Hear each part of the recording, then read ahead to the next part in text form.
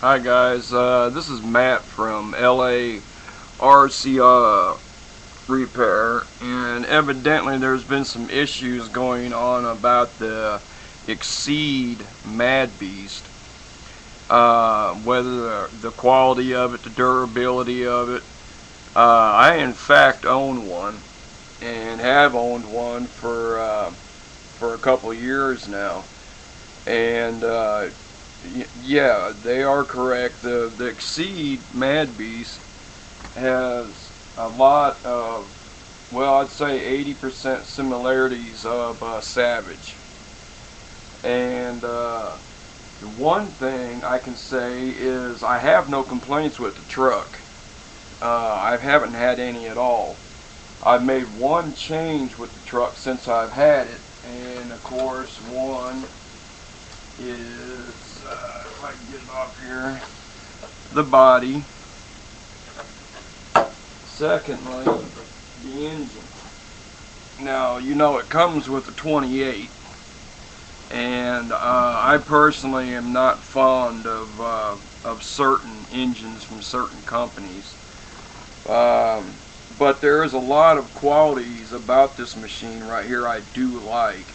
And like I said, I've owned several Savages.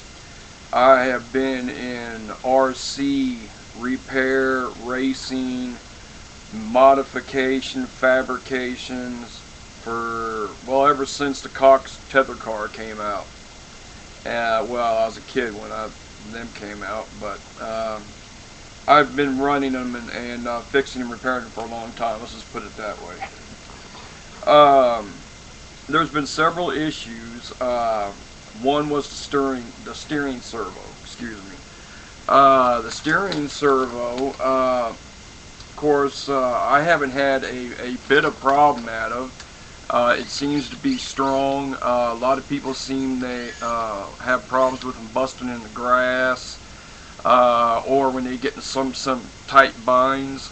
I don't play with my trucks real nicely. I mean, I have my average running days, I have my bashing days, and I have my racing days.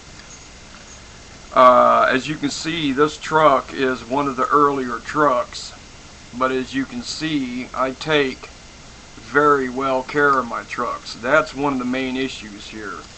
If you take care, it's just like your car. If you take care of your RC, it'll take care of you. Another good quality about the truck is the spur gear. Now, I have not ever seen anything on any RC companies or brands or certain types of models that have almost a half-inch thick steel spur gear. I have been hearing that there's been some issues with the second gear in these things, shifting, problems with them hanging up, evidently the pins sticking or breaking. I have not had any problems. Sometimes I guess you can figure it this way.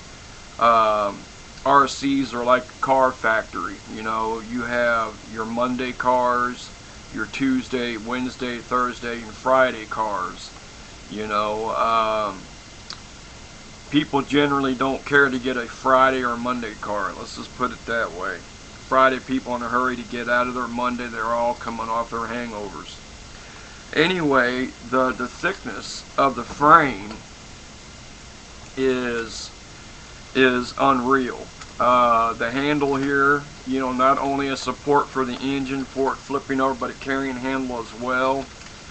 You can see the thickness of it, the axle thickness, the differentials. The whole truck is basically designed really well. I have a Losi 427.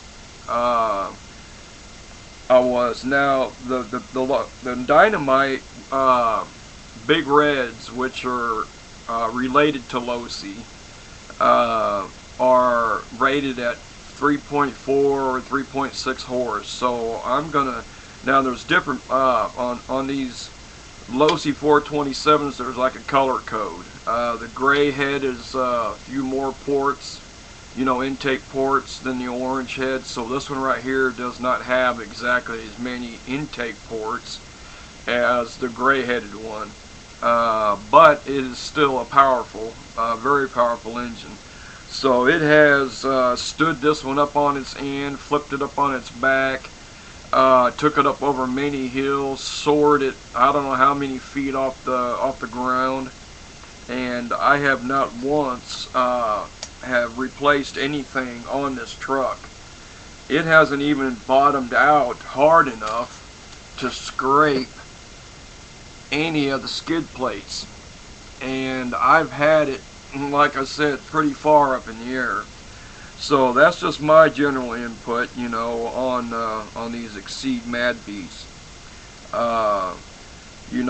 They have like on others, the 8 aluminum shocks, which is a plus, for durability.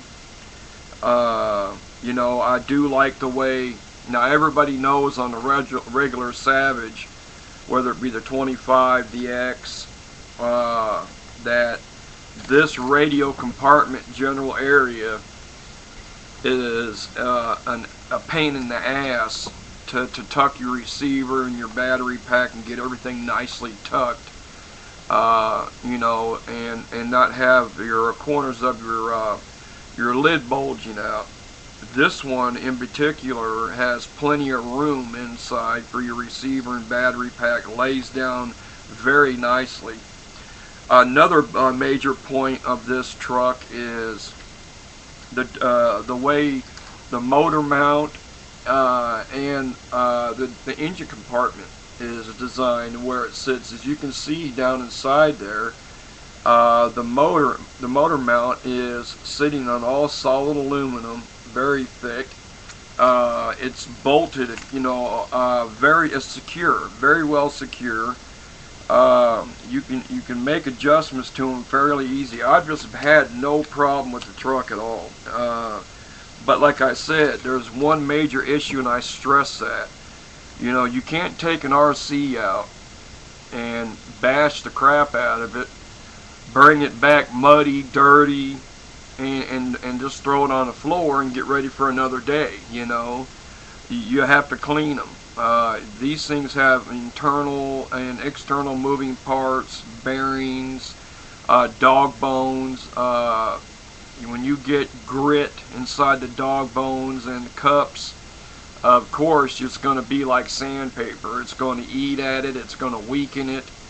You have to keep them clean, and there's ways of doing that. You can cover your engine. I use Awesome, and it's a very cheap cleaner. It does very well. You can buy it at any Dollar General store, and it's $1, $1 for a quart of it. And cover your electronics. If not, take them out. Your receiver, cover your servos, or try to avoid getting them wet. You don't want to get them wet.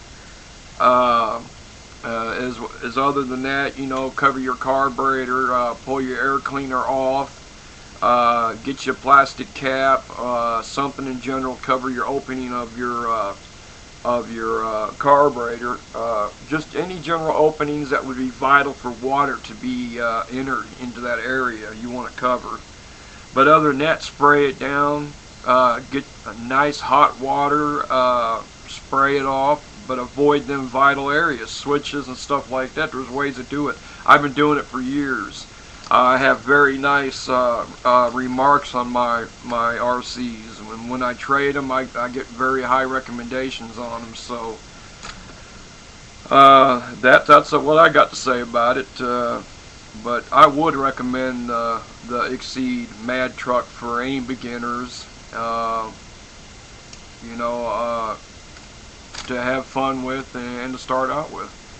So anyway, that's it. That's all I got to say. Y'all take care.